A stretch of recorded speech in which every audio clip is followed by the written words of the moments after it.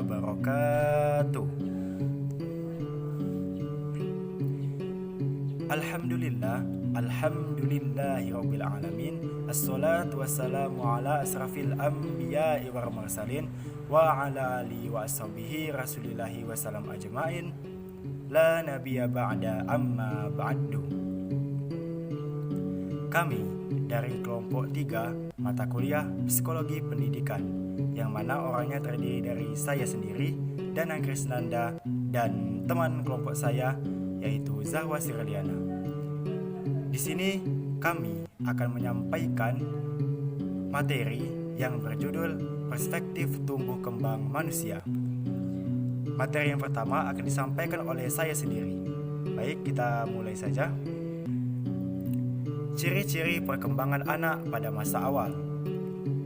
1. Perubahan fisik. 2. Berkembangnya kemampuan kognitif. 3. Berkembangnya kemampuan motorik. 4. Perkembangan bahasa. 5. Perkembangan psikososial. 6. Perkembangan emosi.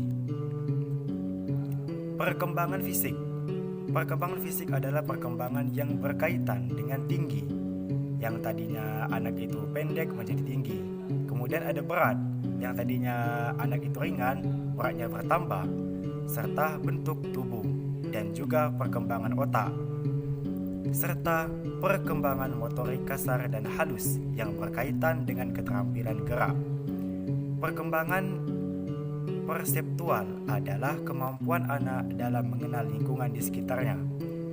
Semakin dewasa anak, semakin bertambah usia anak, dia akan semakin mengenal lingkungan yang ada di sekitarnya. Tahap perkembangan kognitif. Kognitif dapat diartikan sebagai kemampuan untuk mengerti sesuatu.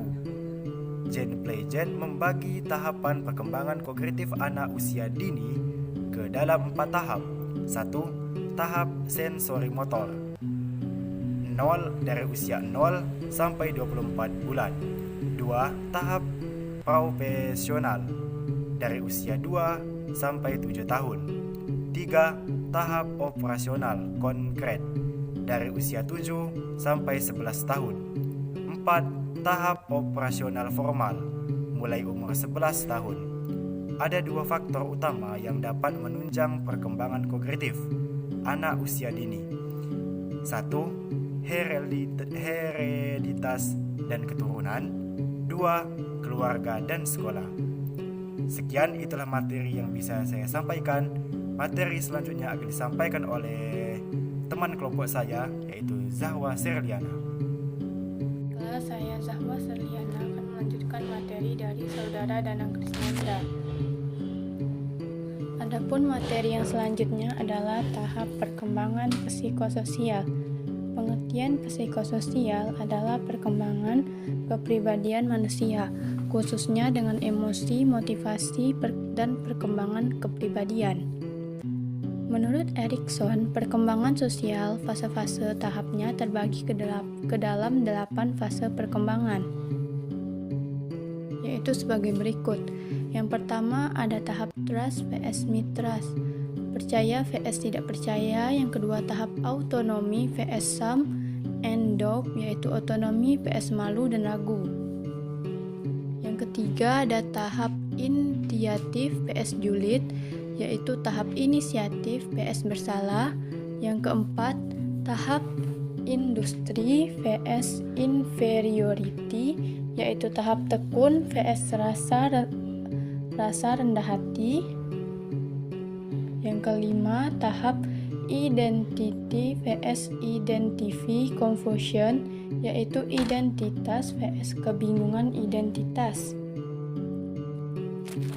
Yang keenam, ada tahap intimasi vs isolation, yaitu tahap keintiman vs keterkucilan. Yang ketujuh, tahap generativi vs stagnation, yaitu tahap bangkit vs stagnan. Yang kedelapan, tahap integrity vs despair, yaitu integritas vs putus asa. Adapun faktor-faktor yang mempengaruhi perkembangan psikososial anak, yang pertama adalah keluarga, kematangan, status dan ekonomi, pendidikan, dan yang terakhir kapasitas mental, yaitu emosi dan inteligensi. Selanjutnya ada teori perkembangan bahasa dan komunikasi.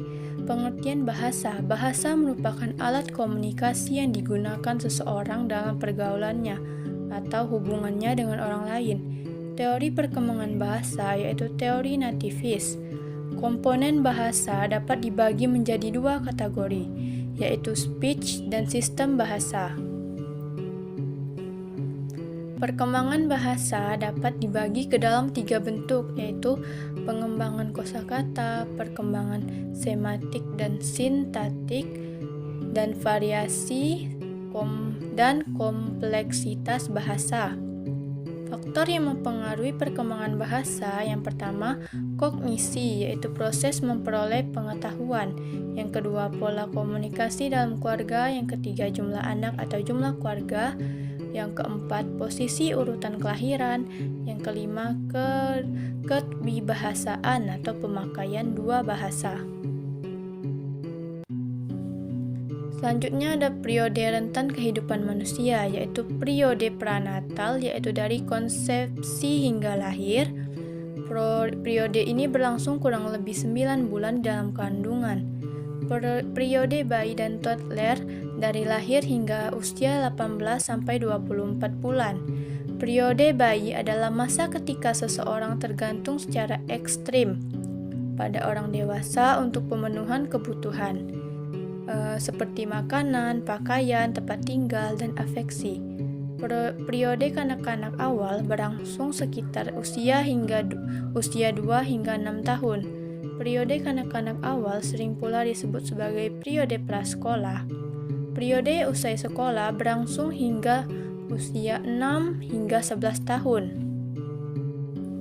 Pada periode ini, anak-anak belajar tentang lingkungan yang lebih luas dan menguasai tanggung jawab baru yang menyerupai tanggung jawab orang dewasa.